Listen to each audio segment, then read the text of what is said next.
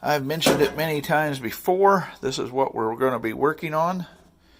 I'm going to take this right out of here, hopefully. I can see the mice have chewed on it. Hopefully that will go down through the rubber grommet right there. That is the goal today, and see if we can't service it and make sure that it's going to work, because it's really nice to have the speed indicator on your cylinder. So here we go. All right, it had a clamp holding it in position. This is kind of close to the exhaust, so the plastic is brittle.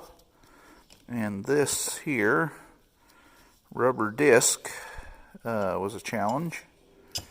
All dry rotted. And there's the part that goes into the dash, which this is the secondary dash, so it plugs in back there, and that gives you your RPM readout. So we have to see if we can get the center out of this cable and see if it's salvageable. I don't know that I have a second one of these, and I think I already asked and they're discontinued. We do have a 550 and another 300 to take parts out of.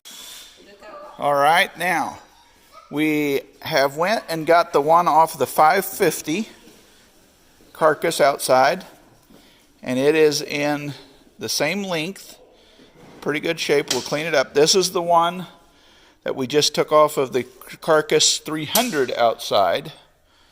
So just like ours right here, this is by the exhaust, so we're going to put some protection around that. But this will not be usable, but the inside might be. And then this is the original one. We are getting the center out. We're using a drill. Oh yeah, it's getting a lot easier. We soaked it and oil ran through it. There we go. So we have that one that we can clean out. But now we need to compare the inside pieces to the other one. So the insides are exact. This is the one I just took out. This one here is from the 550. So that has the same length. That'll go into the readout gauge. They're the same length here. So a 550 will interchange. Now, we will get the core out of the other one, and then we will scrap that piece. We have the cable casing cleaned. This plug was worked gently out of the back of this. We're going to clean it. It has grooving on it, or knurling, and that's how it holds it in there. And this is our gear that goes to the rod, connects that to the cylinder through a bracket. Timothy is cleaning the bracket, and I'm slowly working on disassembling this. We have 3 of them. If we damage it, we can just move into the other one. All right, we finally got that out. I hope we didn't damage the edge, but we have 3. I wanted to know how it worked. This gear came out, and kind of suspecting that this cap, maybe you put something in it and turn against the gear. I don't know. I didn't want to do that because I didn't know what for sure I was doing. But it's kind of just a really good friction fit. So we're going to clean up everything and look at it. We have everything degreased, and these go in the back side, and this one has this here, and that will go so far, and then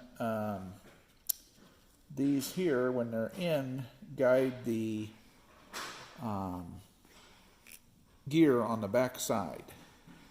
And this here is where it's going to meet into the shaft, as this here, This will slide into here, has a little tang on it, and it has a spring around it, and that slides into there, and then this would be down here. This slides into here, and then this goes through our holder, and this goes into the end of the shaft. It has a place for this, about 3/8 of an inch, and then that's how this is driven. Okay, so this piece goes into here,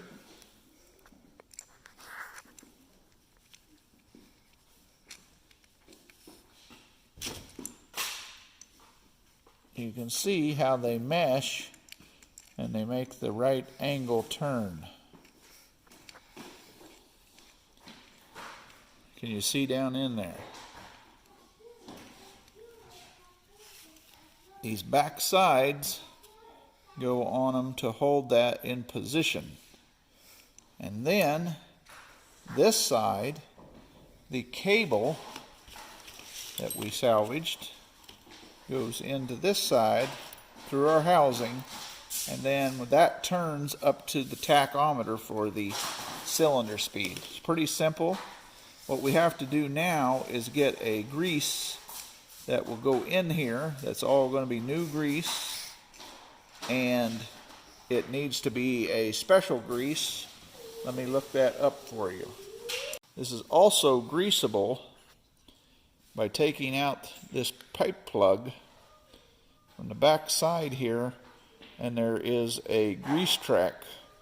So you would fill, because, let me take it back apart here, this would be up against there in the housing like this, and then you would fill this with grease, and then this would screw into the back side and squirt it out this drilled passageway. We're going to get a like a graphite oil or light graphite grease is what we're going to put in here. All right, we have our parts cleaned up and everything we need there. Went to town, got some dry powder graphite lube, extra fine. I'm opting to go down the tube with graphite dry lube. I didn't want to use a liquid or a grease because, right or wrong, I feel like we're going to be in a dusty environment. Even though it's sealed, I don't want it to be able to draw in any dust and dirt. I'm going to choose from the smoothest cable. I think it's going to be this one, which came out of the 550, this one here, but some of them have some rust on them right there. I don't know if it's really going to hurt anything, but I'll save these in a Ziploc bag back in my parts supply. So I think it's this one I'm going to use. It's the smoothest of them. It's like a big spring is what it is. I'm going to double check that for cleanliness, get back to you, and then we'll start the reassembly and lubing this. I got the dry graphite lube, and I read online there is nothing at all in the Massey Ferguson technical manuals about this.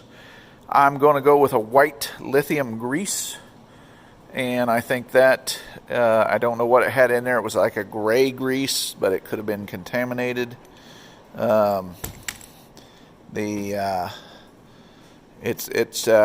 This should be more than enough to fill this, and I'm not going to send this white lithium grease down the tube or coat the cable, the internal cable in it.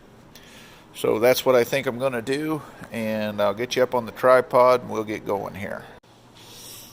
Alright, I'm going to start with trying to put this back together, and I'm going to use this Permatex white lithium grease.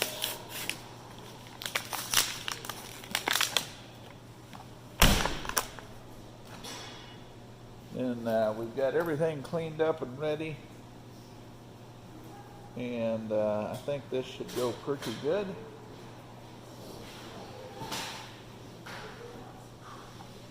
I can't tell you which one I should probably put in first. We could do a test fit here and then see if this one will go in there. Oh yeah, goes in nicely. So we need to fill that up with grease. They're pretty simple devices. This is what we're striving for. This is the one I took off the outside combine. Just put it away and save it for a later time. That we've got patterns to look at here. So want to make sure you get the right parts in the right places. So that comes up flush, just like on our one that we haven't taken apart there. And then these gears go in there, and we should be good. That's how they match up. And then that is flush there. So, by seeing both things is in there, we can use the end of our cable to make sure that they turn. Oops. There we go. They turn quite well when they're in position. So then we would want to put our piece in here. We put some grease in.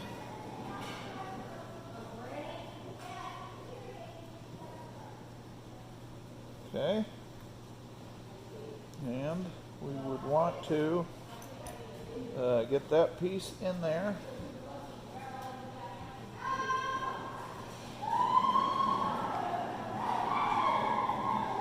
Now that should tap.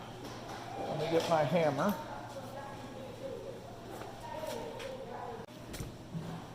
Okay, I made sure that the caps won't come off. I staked them a little bit there. They're nice and firm, and we should be well lubricated in there. We would put a little bit in there. And then this piece has a little tang on it. I don't know if you can see that or not.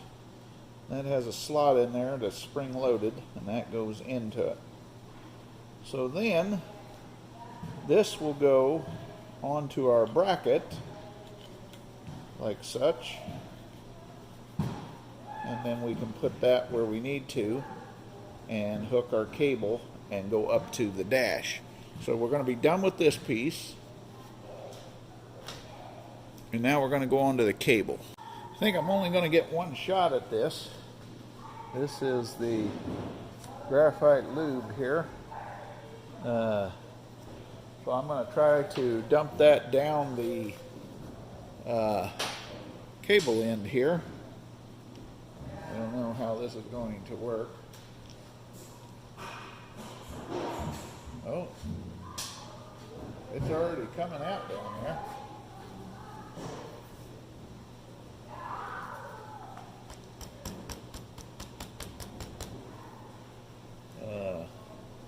I don't think I could, oh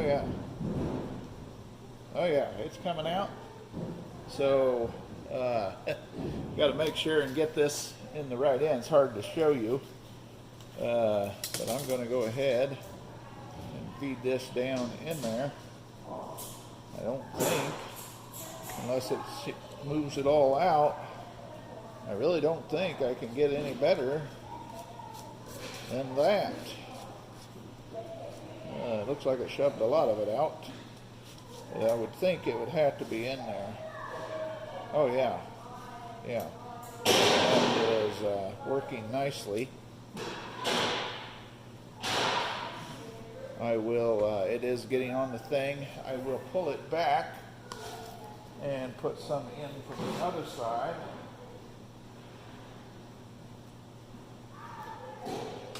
And I think we're going to be able to call this good. And once it's connected, I may even pull it out, put some in, and then feed it back in. But we've got plenty, I think. Oh yeah, plenty in there. And so now, I think we're finally ready to install. And we will have graphite lube in there. We'll spin it around,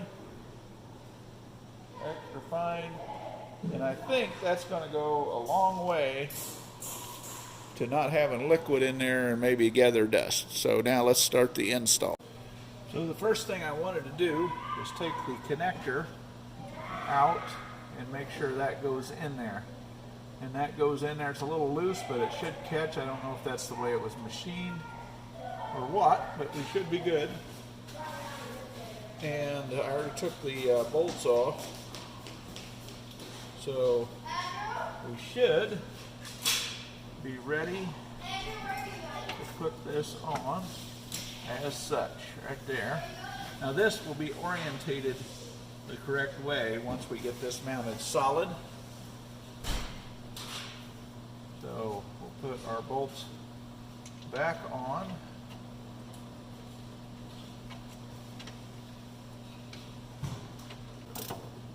So that's installed. You'll see I have my assistant turning the cylinder, and that is rotating.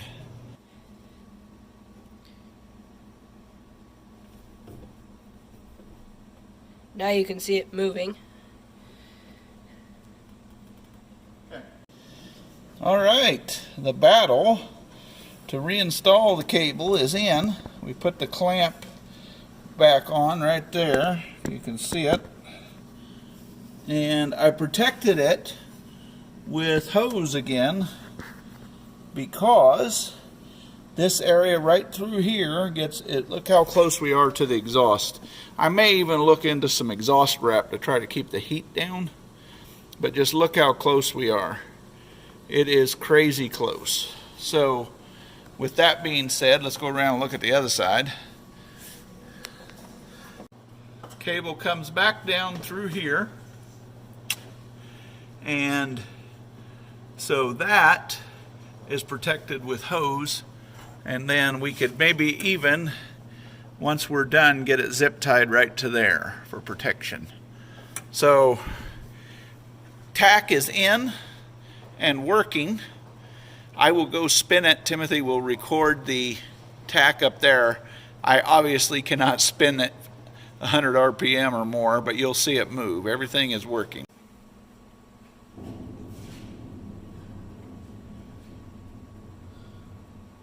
It's Sunday afternoon. The tack is in, serviced, and ready to go. So that's going to conclude this video. Like, share, and subscribe. Cylinder tachometer is operational. Another little project down.